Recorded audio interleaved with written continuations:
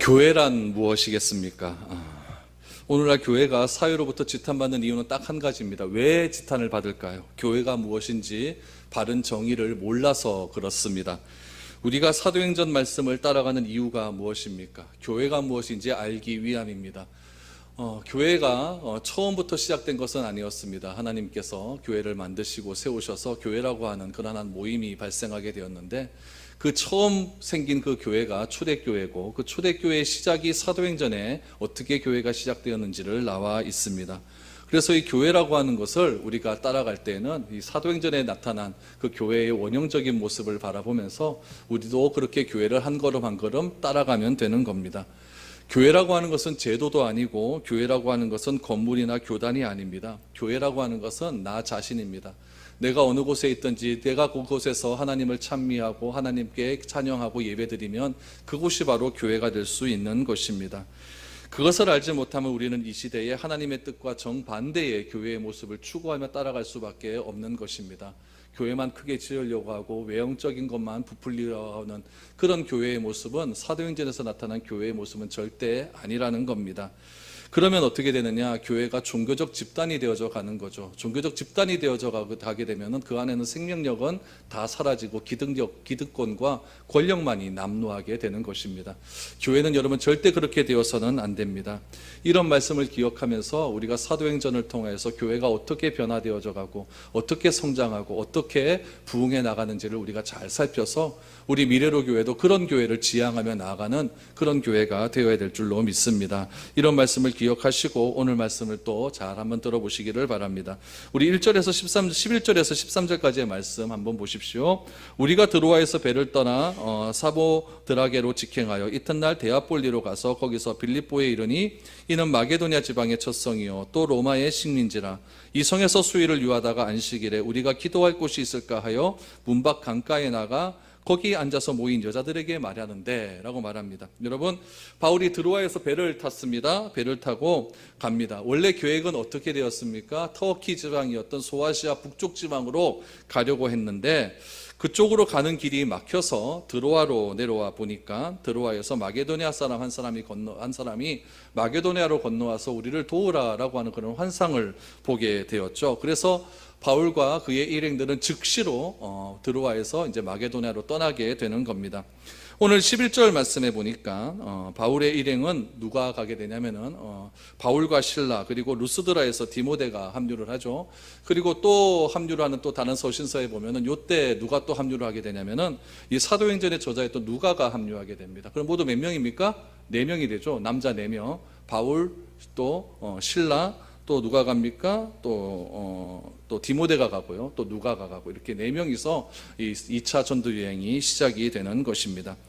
드로아에서 11절을 보시면 드로아에서 배를 떠나 사모드라게로 직행했다라고 합니다. 사모드라게는 섬이죠. 섬인데 드로아에서 약 240km가 떨어진 그런 섬입니다. 배를 타고 그곳에 가서 어디로 가냐면은 데아폴리에 이틀 만에 도착을 했다라고 하죠. 그래서 이튿날 데아폴리로 가서라고 나오죠. 그래서 이틀 만에 데아폴리로 들어가게 됩니다. 그리고 데아폴리에서 어디로 갑니까? 16km 떨어진 빌립보에 도착을 하게 됩니다. 빌립보는 어떤 도시냐면은 마게도니아 지방의 첫 성이다라고 했으니까 마게도니아 지방에서 가장 큰 도시다라고 하는 그런 뜻입니다. 그래서 제일 큰 성에 도착을 하게 됩니다. 그곳에서 며칠을 유했습니다. 유하다가 안식일이 되었습니다. 금요일 저녁이 되었다는 이야기죠. 그런데 여기 보니까 무엇이 하냐면은 빌립보에 보니까 여러분 회당이 없었습니다. 보통 안식일이 되면 회당에 가서 예배를 드리거든요. 예배를 드리는데 회당이 없으니까 이들이 간 곳은 어디냐면은 강가로 가게 됩니다. 여러분, 빌립보에 회당이 없었다는 것은 두 가지 의미를 생각하시면 됩니다. 첫 번째, 빌립보에는 유대인 남자 10명이 없었다 생각하시면 됩니다. 유대인 남자 10명 이상이 되어야 회당을 세울 수가 있거든요. 근데 유대인 남자 10명이 없었다라는 것을 우리가 알 수가 있고, 또 하나는 무엇이냐면은 이 빌립보라는 동네가 유대인들을 싫어하는 반유대인 정책을 썼다라는 것을 기억하시면 됩니다. 그래서 유대인들이 살기에는 별로 좋지 않은 곳이 이 빌립보라고 하는 동네였습니다. 그래서 그 당시에 랍비들은 그곳에 회당이 없으면 주로 어디에 가서 예배를 드리냐면 강가에 가서 예배를 드립니다. 에스겔도 여러분 원래는 이스라엘 사람인데 바벨론으로 잡혀가지 않습니까? 잡혀가가지고 안식일이 되니까 어느 강으로 가죠? 그발 강가에 가서 하나님께 예배드리다가 환상을 보는 것 아닙니까? 그래서 이스라엘 사람들은 안식일에 회당이 없으면 주로 강가에 가서 예배를 드리게 됩니다. 여기 오늘도 보니까 문 밖 강가에 나가 거기 앉아서 그랬으니까 그 강의 이름이 실질적으로 존재를 하죠. 이 강의 이름은 뭐냐면 겐기데스 강이라고 요즘도 존재하는 그런 강입니다. 겐기데스 강으로 가게 된 거죠.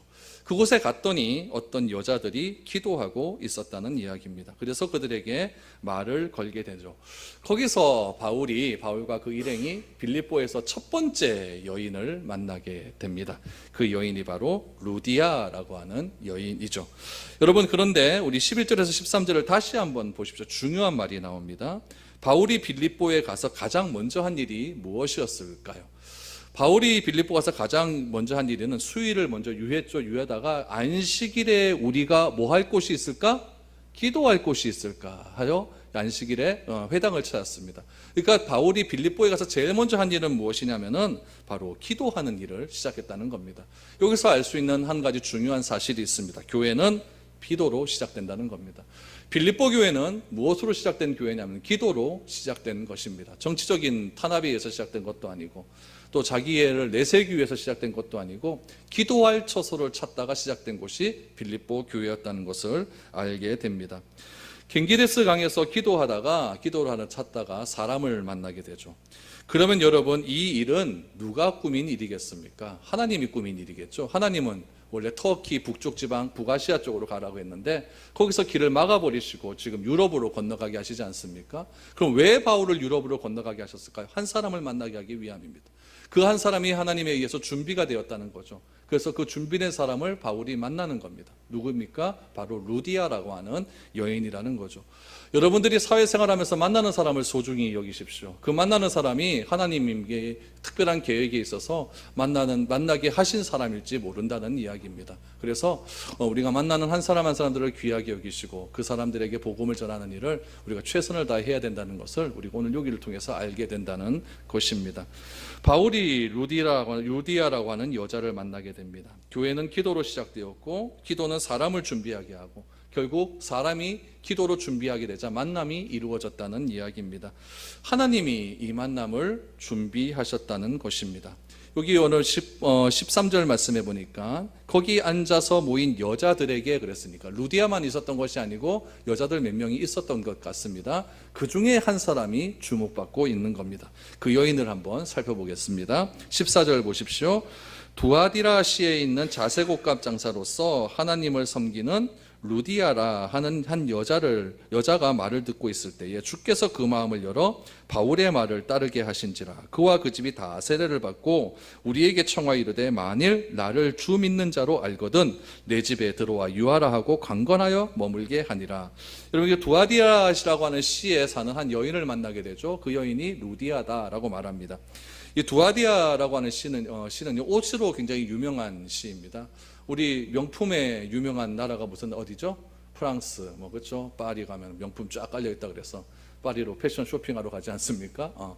그 당시에는 유럽에서 제일 패션으로 유명한 동네가 두아디라시였습니다.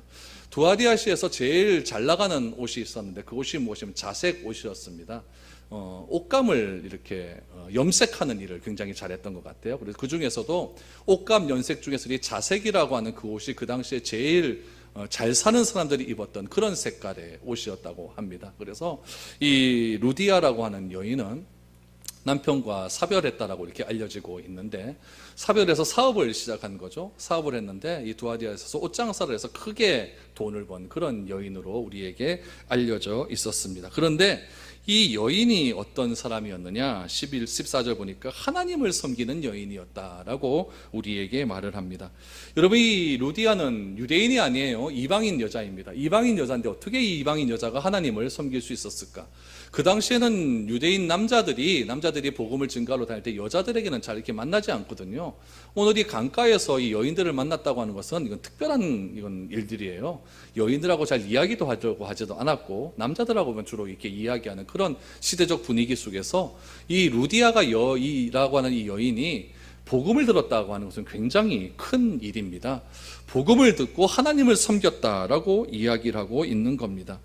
그녀는 옷장사를 하면서 돈을 꽤 많이 벌고 자기만의 브랜드도 가지고 있었지만은 하나님을 섬길 때에 마음 가운데 무엇인가 채워지지 않는 공허함이 있었던 것 같습니다. 그래서 오늘 14절 말씀에도 보니까 루디아라 하는 한 여자가 말을 듣고 있을 때, 어떤 말을 들었을까요? 13절에서 이 바울과 그곳에 모인 사람들이 기도할 처소를 찾고 하나님에 대한 이야기를 그 여인들에게 말을 했는데, 그 말을 누가 들었냐면 루디아라고 하는 여인이 특별히 귀 기울여 들었다라고 하는 이야기죠.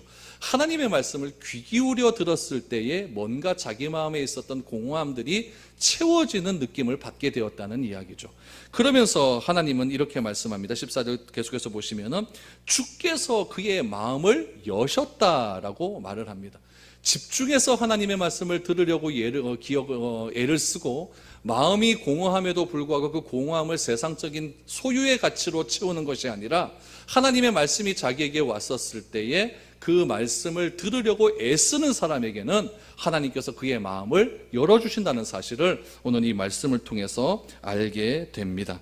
그래서 결국 루디아가 바울과 만나게 됩니다. 만나서 바울로부터 복음을 듣게 되죠. 그러다 보니까 자신의 공허함들이 완전히 해결받는 일들이 일어나게 된 것입니다. 그래서 여러분 15절부터 계속해서 보시면 그 집이 다 세례를 받았다라고 말을 합니다. 여러분, 그 집이 다 세례를 받았던 일들은 이미 사도행전에서 나왔던 일입니다. 베드로가 고넬료와 만났을 때에 고넬료에게 복음을 전하자 그 집에 있었던 모든 사람들이 다 세례를 받는 일들이 일어나지 않습니까? 한 사람이 복음을 듣고 변화되니까 온 집안이 변화되고 세례받는 놀라운 일들이 일어나게 되었다는 이야기입니다. 구원은 무엇입니까? 구원이라고 하는 것은 그 집에 복음이 들어갔다는 이야기고, 구원은 그 집 전체에 이루어지는 사건이라는 것을 우리는 알게 됩니다. 그래서 루디아는 즉시로 그 자리에서 세례를 받습니다. 여러분 보십시오. 하나님을 아는 여인이었습니다. 아는 여인이었는데 무엇인가 마음 가운데 공허함이 있어서 실질적으로 예수를 그리스도라고 고백하는 데는 무엇인가 조금 시간을 두었던 여인이었죠. 그런데 바울로부터 실제적인 십자가와 부활에 대한 복음의 핵심을 듣고 그 자리에서 세례를 받는 루디아의 모습을 우리는 기억해야 됩니다. 즉시로 결단하고 즉시로 실천에 옮겼다는 이야기입니다. 여러분, 똑같은 장소에서 하나님의 말씀을 듣는데 어떤 사람은 변화되고 왜 어떤 사람은 변화되지 않습니까? 이거는 나의 말씀을 듣고 결단하고 행하겠다고 하는 의지의 부족입니다. 누구나 다 말은 다 듣습니다. 여러분, 믿음은 뭘로 듣는다고요? 들음에서 난다고 그러잖아요. 그렇죠? 그럼 들으면 다 믿음이 생깁니까? 아닙니다. 들으면 아닙니다. 여러분, 바른 말씀을 들어야 믿음이 생기는 거예요. 잘못된 말씀 듣는다고 여러분 믿음이 생기겠습니까? 그렇지 않죠. 믿음은 바른 말씀을 들어야 생기는 것이고, 그 말씀을 듣는 것으로만 끝나는 것이 아니라 그 말씀을 즉시로 내가 결단하고 실천에 옮길 때에 나의 믿음은 온전해질 수 있다는 사실입니다. 루디아는 마음을 열었습니다. 하나님께서 마음을 열어주셔서 외간 남자로부터 전하는 하나님의 말씀을 듣게 됩니다. 외간 남자는 시커멓게 해갖고 수염난 4명의 남자로부터 복음을 듣게 되는 거죠. 15절에 보시면 이상한 일이 벌어지기 시작합니다. 자신을 예수님을 믿는 자로 알거든 자기의 집에 와서 머물라라고 이렇게 이야기합니다. 여러분, 이거 생각을 잘 하셔야 돼요. 루디아는 지금 혼자 사는 여자입니다. 혼자 사는 여자 집에 외간 남자 4명을 들일 수 있겠습니까? 이건 조금 좀 말이 안 되는 이야기예요. 그런데 이 루디아는 은혜를 받고 자기 집을 개방하기 시작하는 거예요. 그런데 특별히 더 보시면은 무엇이냐면은 15절 말씀을 다시 한번 보십시오. 15절 말씀 끝에 보니까 무엇이라고 하냐면은 내 집에 들어와 유하라 하고 뭐 했다? 강권하여 머물게 했다. 이 강권하다라고 하는 것은 이 4명의 남자들이 루디아가 우리 집에 오라 그랬을 때 그것을 받아들였다는 얘기입니까? 안 받아들였다는 얘기예요? 안 받아들였다는 얘기예요. 이건 안 받아들이는 게 맞죠. 여자 혼자 사는 집에 남자 너희 들어가면 여러분 이거 피차 불편해서 못 삽니다. 그런데 이 루디아가 뭐냐면 내가 예수 믿은 자로 알거든 내 집에 들어와서 여기서 며칠을 유해라 라고 하면서 강권하여 끌어다 앉혀버리는 거예요. 여러분 이것은 굉장히 중요한 일입니다. 이것은 구원받은 증거이기도 해요. 무슨 말이냐면은 진정한 자유를 경험하는 거예요. 사람을 집에 초청한다는 것은 여러분 쉬운 일이 아닙니다. 사람을 집에 초청한다는 것이 쉬운 일이 아닌 이유는 무엇이냐면은 집이라고 하는 것은 내 삶을 공개하는 곳이기 때문에 그렇습니다. 집에 데리고 온다라고 하는 것은 내 삶의 한 일부분에 그 사람을 초대하는 일입니다. 그러므로 내 삶을 요즘에는 잘 열지를 않아요. 옛날에는 구역 예배라는 것도 있고 그래갖고 집에 들어와서 뭐 예배를 드리고 그렇게 하는 것이 굉장히 자연스러웠습니다. 근데 요즘은요, 여러분 목사가 신방 가는 것도 거부를 합니다. 신방을 좀 가자 그러면 안 된다 그럽니다. 청소해야 된다 그럽니다. 좀 더러워야 목사가 들어가야 편한데 너무 깨끗하면 힘들거든요. 청소해야 된다 그럽니다. 그럼 만나면 어디서 만나? 그럼 요 앞에 우리 집 앞에 스타벅스에서 모입시다. 이렇게 얘기합니다. 집으로 초대한다는 것 자체를 굉장히 힘들어하는 시대예요. 그런데 이 루디아는 자기 혼자 사는 집에 4명의 외간 남자를 거하게 하고 그 거함을 통해 그곳에서 쉼을 얻고 식사를 대접함을 통해서 그 루디아의 집이 새로운 빌립보의 선교의 중심으로 만들게 되었다는 이야기입니다. 저는 생각해 봅니다. 하나님이 여러분들에게 집을 왜 주셨을까요? 나 몇 평 산다고 잘 뻑이라고요? 제 동생 지난주에 만났는데 이런 얘기를 하더라고요. 내 동생 그 큰아들이 이제 중학교 2학년인데 애들이 막 걔한테 와갖고 돈을 돌라 그러더래요. 1,000원만 빌리도 이런 거 있잖아요. 그렇죠? 그랬더니 얘가 몇 번 빌려줬나 봐요. 근데 계속 막 그냥 돈을 빌려달라 그러더래요. 그래서 얘가 짜증나갖고 우리 집 월세 산다 이렇게 했대요. 그랬더니 애들이 뭐라 그러냐면 쟤들 집 월세 산댄다. 야야 우리 쟤들한테 돈 빌리지 말자. 이 카드랍니다. 중학교 애들이요. 이런 시대에 살아요. 애들도 너네 집 아빠 차 뭐야? 이거 물어보고 너네 집 뭐 임대야? 뭐 너네 집이야? 이런 걸 애들이 다 아니까 이걸 애들이 서로들 막 이상한 쪽으로 집이라고 하는 개념이 애들이 뭐 서로의 차별을 두고 애들을 사귀는 그런 개념으로 좀 변질되어져 가는 거예요. 이거 다 누가 만든 일입니까? 어른들이 만든 일 아닙니까? 어른들이 말할 때 너는 뭐 임대, 너는 뭐 이렇게 자꾸 얘기를 하다 보니까 애들이 그 말 듣고 그렇게 차별하는 거 아니에요. 하나님이 나에게 집을 주신 이유는 임대고 뭐고 그게 중요한 게 아닙니다. 왜 주셨습니까? 그곳을 통하여서 복음의 전도의 기점을 만들려고 주신 거예요. 오늘 루디아가 자기의 집을 개방함을 통해서 빌립보 교회는 이 루디아의 집에서 시작이 되어지는 거예요. 루디아 한 사람의 헌신을 통해서 이 4명의 사람이 거기서 쉼을 얻게 되어지고 그 쉼을 얻게 되어짐을 통해서 놀라운 일들이 일어나게 된다는 이야기입니다. 여러분 이것이 구원받은 자의 삶이라는 거예요. 저는 여러분들의 집에서도 교회 성도들을 초청해서 집 밥을 먹을 수 있는 날들이 속히 좀 왔으면 좋겠습니다. 그래서 목사님 이번 주는 우리 집에 한번 오십시오. 그래서 몇몇 성도들 모여서 같이 밥 먹고 교제하고 이야기하고 그런 것들이 얼마나 교회로서의 아름다운 모습인지 모릅니다. 여러분 그것이 바로 진정한 교회고 내가 식사를 대접하고 식사를 공개하고 식사를 내가 나누는 일이 헬라어로 뭐냐면 디아코니아예요. 디아코니아. 식사를 접대한다. 예수님께서 제자들에게 식사를 나누실 때 스스로 자기가 앞치마를 두르시고 성찬을 나누시지 않았습니까? 이것이 디아코니아고 이것이 교회의 본질의 모습이거든요. 식사를 서빙을 하고 그 서빙하는 속에서 식사를 같이 나누면서 이야기를 나눈 게 코이노니아입니다. 코이노니아. 디아코니아와 코이노니아의 결합이 교회의 모습이거든요. 그래서 교회는 이런 모습이 활발하게 이루어져 나아갈 때에 진정한 교회의 모습이 될 수 있다라고 하는 것입니다.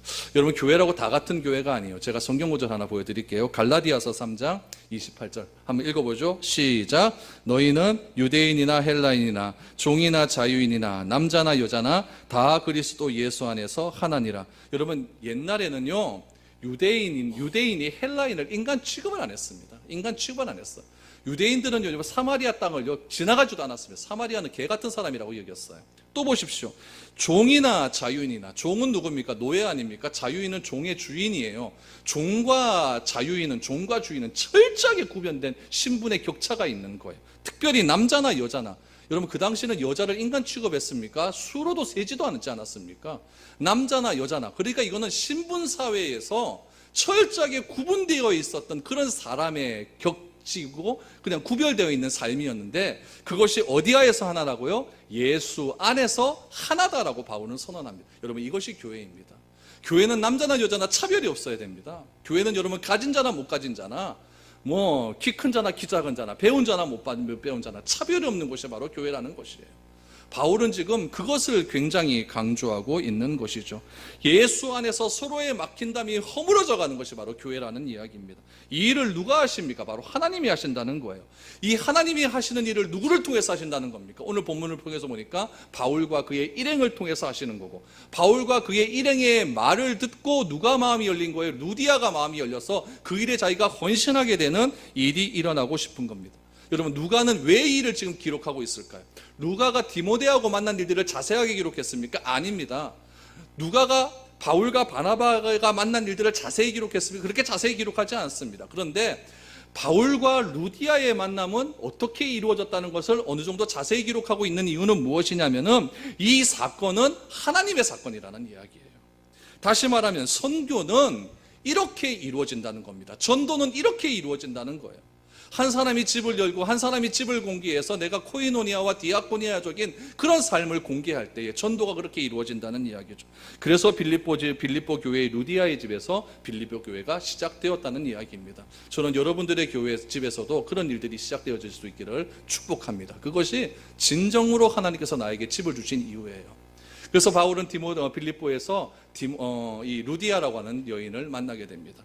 두 번째 여자를 만나게 되죠. 두 번째 여자는 귀신 들린 여종을 만나게 됩니다. 16절부터 보십시오.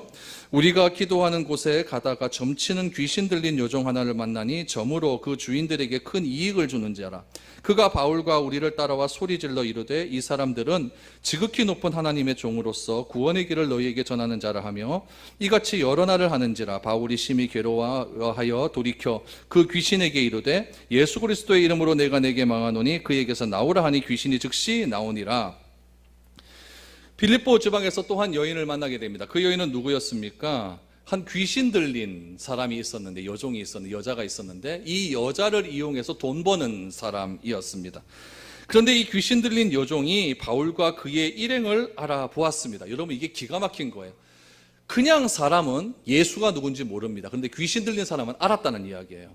16절 말씀 다시 보십시오. 점치는 귀신 들린 여종 하나를 만나니 그 점으로 귀신 주인에게 큰 이익을 준 자라. 그가 바울과 우리를 따라와 소리질러 이르되 이 사람들은 지극히 높은 하나님의 종으로서 구원의 길을 너희에게 전하는 자라. 이게 복음 아닙니까? 이게 복음 아니에요? 이게 예수 그리스도의 핵심 가치 아닙니까? 이걸 누가 얘기합니까? 귀신 들린 사람이 이야기해요. 여러분, 귀신도 복음을 전한다는 것을 알아야 됩니다. 문제는 어떻게 전하느냐가 중요하겠죠. 어떻게 전합니까? 소리를 지르며 전합니다. 왜 귀신은 이런 일을 할까요? 귀신은 하나님이 누군지 압니다. 예수님이 누군지도 압니다. 그런데 귀신은 하나님의 일과 귀신의 일을 분간하지 못하게 만들어버려요. 우리가 복음을 전하면, 하나님의 사람이 복음을 전하면 분명하게 압니다. 그런데 귀신이 전하게 되면 이게 하나님의 말인지 귀신의 말인지 분간을 못하게 된다는 이야기죠. 하나님의 일과 귀신의 일을 뒤섞어 놓는 거예요. 귀신을 통해서 진실이 전해질 수도 있지만 그 진실을 듣는 사람에게는 전혀 진실로 다가올 수 없게 된다는 이야기입니다. 이런 일들이 사도행전에만 있었습니까? 예수님 당시에도 똑같은 일이 있습니다. 누가복음 4장을 한번 보십시오. 4장 33절에서 35절 말씀을 한번 보시기를 바랍니다. 우리 같이 한번 읽어볼까요? 시작. 회당에 더러운 귀신 들린 사람이 있어 크게 소리질러 이르되 아 나사렛 예수여 우리가 당신과 무슨 상관이 있으니까 우리를 멸하려 왔나이까. 나는 당신이 누구인 줄 아노니 하나님의 거룩한 자이니이다. 예수께서 꾸짖어 이르시되 잠잠하고 그 사람에게서 나오라 하시니 귀신이 그 사람을 무리 중에 넘어뜨리고 나오되 그 사람은 상하지 아니한지라. 예수님을 따라다니면서 소리 지르는 귀신이 있었다는 이야기입니다. 이 귀신도 예수가 누군지 압니다. 어떻게 합니까? 당신은 하나님의 거룩한 자이니다. 하나님의 거룩한 자. 나는 당신이 누군지 안다. 당신은 하나님의 거룩한 자가 아니냐라고 말을 합니다. 예수님께 소리를 지르니 귀신이, 예수님께 소리를 기르는 귀신이나 빌립보에 있는 귀신이나 공통점은 무엇입니까? 두 가지입니다. 첫 번째, 예수가 누군지 안다는 겁니다. 두 번째, 소리를 크게 지른다는 거예요. 서로 소리 지르지 마십시오. 여러분, 예수님은 어떻게 했습니까? 즉시로 쫓아냈습니다. 그런데 바울은 어떻게 했습니까? 며칠 놔뒀습니다. 며칠 놔뒀어요. 바울은 18절에 보니까 며칠을 참았다는 얘기죠. 왜 참았을까요? 바울이 능력이 없어서 참았습니까? 아닙니다. 능력은 있었지만 능력을 행하지 않았어요. 그러나 며칠 뒤에 몇 날 지나서 바울이 귀신을 쫓아냈다는 거예요. 그러나 즉시로 안 나갈 때가 있습니다. 언제 안 나갑니까? 예수님께서 변화산에서 제자들과 함께 내려왔더니 제자들이 귀신을 못 쫓아낸 적이 있습니다. 그래서 사람들이 예수님께 와가서 당신의 제자들이 귀신을 못 쫓는다라고 그렇게 일렀습니다. 그때 예수님께서 무엇이라고 얘기합니까? 제자들에게 심하게 꾸짖어 버리시죠. 그러면서 기도 외에는 이런 유가 나갈 수 없느니라 라고 말을 합니다. 우리 번역본에는 기도 외에는 이라고 이야기하는데 헬라어 원문에 보면은 기도와 금식 외에는 이렇게 나옵니다. 기도와 금식 외에는. 금식은 왜 합니까? 하나님과의 관계 문제 때문에 하는 거예요. 철저하게 하나님과의 관계 문제 때문에. 내가 먹지 못하면은 사람은 아무것도 아니라고 하는 그런 존재가 되는 걸 느껴지는 거예요. 며칠 못 먹었더니 막 배가 고파서 견딜 수가 없고 하늘이 뱅뱅 도는 걸 보니까 아, 사람은 별거 아니구나. 이걸 아는 거예요. 그래서 하나님께 더 집중하는 거죠. 기도도 마찬가지 아닙니까? 예수님께서 말씀하신 기도 외에는, 금식 외에는 이런 유가 나갈 수 없다고 하는 것은 무엇이냐면은 귀신을 쫓아내지 못한 이유는 기도하지 않았다는 거고, 기도하지 않았다는 것은 하나님과의 관계가 깊지 못했다는 것을 의미하는 거예요. 바울은 그 자리에서 귀신을 쫓아냈다는 것은 무엇이냐면은 하나님과의 깊은 관계가 있었다는 이야기죠. 그래서 여러분 변화산에서 내려왔을 때 제자들은 능력이 나타나지 않았다는 겁니다. 우리가 전심으로 기도하고 의지할 때 우리에게도 이런 일은 충분히 일어날 수 있는 거예요. 그러나 우리가 하나님께 기도하지 않고 금식하지 않고 하나님과 관계를 너무나 소홀히 여겨버리니까 우리에게 이런 능력이 나타나지 않는다는 이야기죠. 사도행전에서 나타난 일들이 오늘날에는 안 일어납니까? 저는 일어난다고 믿습니다. 일어난다고 믿는데 이런 일들이 그냥 자기 사리사욕을 위해서 자꾸 사용되어져 버리다 보니까 이 일이 귀신의 일인지 하나님의 일인지 분간이 안 가는 거예요. 철저하게 하나님께서 주신 은사는 교회를 위해서 사용되어지고 남을 위해서 사용되어질 때 그것이 교회를 덕스럽게 사용하는 일이라고 고린도전서에서 분명히 말씀하고 있습니다. 오늘날 이 홀딱해져가는 이 시대에 능력이 나타난다고 그것이 다 하나님의 능력이라고 믿지 마십시오. 저 사람들이 저 능력을 통해서 어떤 일을 행하는가를 잘 보셔야 됩니다. 그래야만 그 일이 하나님의 일인지 귀신의 일인지 우리가 분별할 수 있다는 이야기예요. 여러분 바울이 귀신을 쫓아냈습니다. 그럼 어떻게 됩니까? 이 주인이 심각해지는 거예요. 귀신 들린 사람을 통해서 내가 돈을 벌었는데 귀신이 쫓겨져 나가버리니까 이 주인이 돈벌이가 막혀져 버린 거죠. 수입이 끊어졌습니다. 그러면은 이 주인의 입장에서는 조금 기분 나쁜 거죠. 그래서 관공서에 바울을 고발하게 됩니다. 그런데 고발을 할 때에 이 사람이 거짓말 쳐서 고발을 합니다. 이 사람이 고발을 할 때 어떻게 고발하는 게 정상이냐면 이 사람 때문에 내 장사가 안 된다 이렇게 고발하면 맞는 거죠. 그런데 이 사람이 어떻게 고발을 했냐면은 20절 보시면은 이렇게 고발을 합니다. 상관들 앞에 데리고 가서 말하되 이 사람들이 유대인인데 우리 성을 심히 요란하게 하여 로마 사람인 우리가 받지도 못하고 행하지도 못할 풍속을 전한다 한다라고 말을 합니다. 여러분 로마의 법 중에서 가장 강력한 법이 있습니다. 그거는 풍기문란죄입니다. 이거는 뭐냐면은 로마의 이 자치권을 흔드는 일들이에요. 왜 이게 중요했냐면은 로마라고 하는 나라는 한민족으로 이루어진 나라가 아니거든요. 점령에 의해서 다른 민족을 자기 민족으로 귀속시킨 나라였기 때문에 저쪽 로마 중심의 행정부에서 멀리 떨어진 곳에서 무슨 반란이 일어난다 그러면은 이 로마 중심 정부는 굉장히 그것에 대해서 민감하게 반응을 합니다. 왜냐하면 거기서 쿠데타 일어나서 우리를 침범할 수 있기 때문에 그렇죠. 그래서 로마 정부는 굉장히 이 풍기를 문란하고 사람을 소동케 하는 일들을 아주 심각한 죄로 여겼다는 이야기죠. 근데 로마제라고 하는 군인을 배속시켜서 이렇게 치안과 질서에 굉장히 민감을 했는데 이 사람들은 무엇이라고 얘기했냐면 이 바울의 일행을 모르고 뭐라고 얘기하냐면은 이 사람들이 유대인인데 라고 이야기합니다. 빌립보라는 지역은 반유대인 정서가 강하다 그랬죠. 그래서 회당도 없다 그랬지 않습니까? 그러니까 로마 정부가 싫어하는 것을 먼저 끄집어내는 겁니다. 이 사람은 유대인인데 지역 사람을 감당하지 못할 일들을 행하고 있다라고 이야기를 하는 거죠. 그러자 어떤 일이 일어나냐면은 뒤에 보니까 재판도 하지 않고 22절 말씀에 보니까 때리기를 시작합니다. 그리고 가장 깊은 감옥에 착고를 지어 넣어버렸다는 이야기예요. 여러분 이건 불법입니까? 불법 아닙니까? 뭐 하나 잘못해도 재판을 해야 될 것 아닙니까? 시비를 가려야 되는데 시비도 가리지 않고 이 사람은 유대인이다. 사람을 소욕케 한다. 이 말 한마디로 그냥 때려가 잡아 넣어버리는 거죠. 그럼 바울과 실라의 입장에서 보면 이 일이 이해가 될까요? 안 될까요? 안 되는 게 당연하죠. 여러분, 빌립보에 바울이 오고 싶어 했습니까? 아니잖아요. 누가 보냈습니까? 하나님이 보낸 거잖아요. 자기는 아시아로 가고 싶은데 하나님이 가라 그래서 갔으면 뭔가 좋은 일이 쫙 퍼져야 되는 것 아닙니까? 첫 번째 만났처럼 루디아를 만난 것처럼 이런 일이 벌어져야 이게 진짜 하나님의 일인 것이 맞는 거예요. 근데 하나님의 일이라고 순종해서 왔더니 자기한테 오는 건 뭐예요? 고난이에요. 핍박이에요. 뚜려고 맞는 거예요. 다른 고난이면 찾겠는데 나에게 직접 오는 이 피해는요, 목소리가 커질 수밖에 없는 거예요. 이런 일들이 일어나게 되었다는 이야기죠.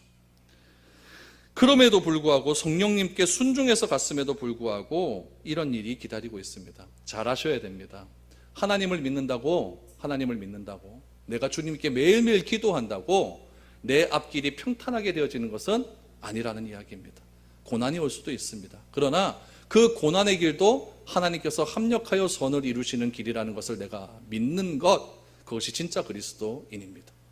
내가 하나님께 이렇게 헌신했는데 왜 나한테 이렇게 자꾸 괴로움 주지? 이건 아니에요. 비록 내가 고난이 온다 할지라도 이것이 하나님께서 주신 나의 시련의 길이라는 것을 믿고 내 입으로 범죄하지 않는 것, 이것이 여러분 진정한 기도의 그리스도인의 일입니다.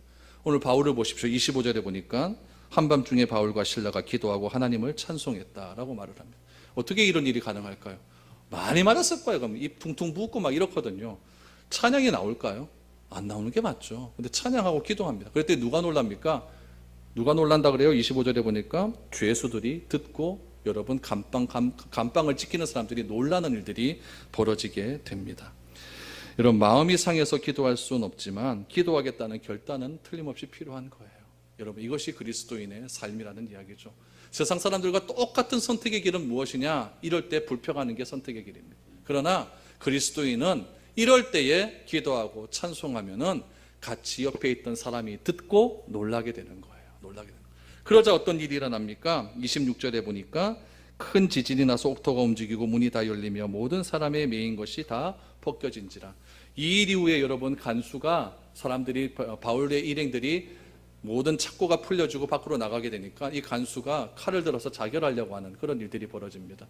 그 당시에는 우리 베드로가 갇혔을 때도 말씀을 드렸지만 탈옥을 하게 되면 그 죄를 간수가 다 뒤집어 쓰게 되거든요. 자결을 하려고 하자 바울이 이야기하지 않습니까? 자결하지 마라, 그러지 말아라. 그러자 이 사람이 도리어 바울에게 질문을 합니다. 내가 어떻게 해야 구원을 얻을 수 있습니까? 바울이 담대하게 선언하죠. 주 예수를 믿어라. 그리하면 너와 네 집이 구원을 얻으리라. 전세가 역전이 되어버립니다. 이것이 하나님의 능력입니다. 이것이 여러분, 하나님이 선택한 자라가 받게 되는 능력입니다. 왜 하나님께서 그곳에서 고난을 겪게 하셨습니까? 이 간수를 구원하기 위함입니다. 간수는 이 바울의 말을 듣고 즉시로 그 집에 온 사람이 구원을 받게 되었고, 오늘 성경에 보니까 세례를 받았다라고 나옵니다. 빌립보 교회는 여러분 그렇게 시작이 되었다는 거예요.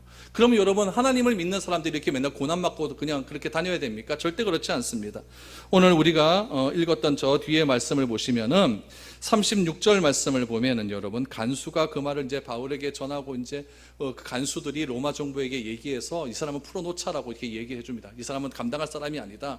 그냥 CCB도 발휘자 빨리 풀어주자 이렇게 얘기해요. 그랬더니 바울이 37절에 보니까 아주 멋진 말을 합니다. 37절 보십시오. 바울이 이르되 로마 사람인 우리를 죄도 정하지 않고 공중 앞에서 때리고 오게 가두었다가 이제는 가만히 내보내자 하느냐? 아니라 그들이 친히 와서 우리를 데리고 나가야 하리라 한데. 무슨 말입니까? 이제 더 이상 숨겨지지 않는 거죠. 나도 로마 사람이라는 거예요. 너희들이 유대인인 줄 알았지 난 로마 사람이라는 거예요. 나를 내보내고 싶으면 너희들이 친히 와서 나를 모시고 가라라고 하는 거예요. 그러니까 여러분, 그리스도인들은 맨날 감추어져 있고 숨어 있는 사람이 아니라 때때로는 자기의 정체성을 세상에 드러낼 필요도 있다는 이야기죠. 드러내서 담대하게 이야기하는 겁니다. 떳떳하게 이야기하는 거죠. 너희가 나를 데리고 나가라 이렇게 얘기하는 거죠. 그러자 그 로마 그 사람들이 바울의 말을 듣고 친히 나와서 감옥으로 들어와서 로마를 데리고 바울을 감옥에서 이렇게 내보내주는 그런 일들이 일어나게 되었다라는 거죠. 그래서 40절에 보니까 두 사람이 옥에서 나와 어디 집으로 갔다? 루디아 집으로 가는 거예요. 또 여자 집으로 가는 거예요. 그래서 편안하게 쉬고 거기서 안식하고 다른 곳으로 이동하게 됩니다. 여러분, 주 예수를 믿으라고 합니다. 나를 믿으라고 하는 것이 아니라 주 예수를 믿으라는 거예요. 여러분, 우리의 믿음의 대상은 누굽니까? 예수 그리스도입니다. 사람은 여러분 믿음의 대상이 아니에요. 사람은 바라봄의 대상이 아니에요. 사람은 우리가 사랑하고 품어주고 사랑해줘야 될 대상이지 우리의 믿음의 대상은 예수 그리스도밖에 없습니다. 사람 자꾸 보지 마십시오. 사람 의지하지 마십시오. 실망하게 됩니다. 헷갈립니다. 예수님을 의지하면은 바른 길 갈 수 있습니다.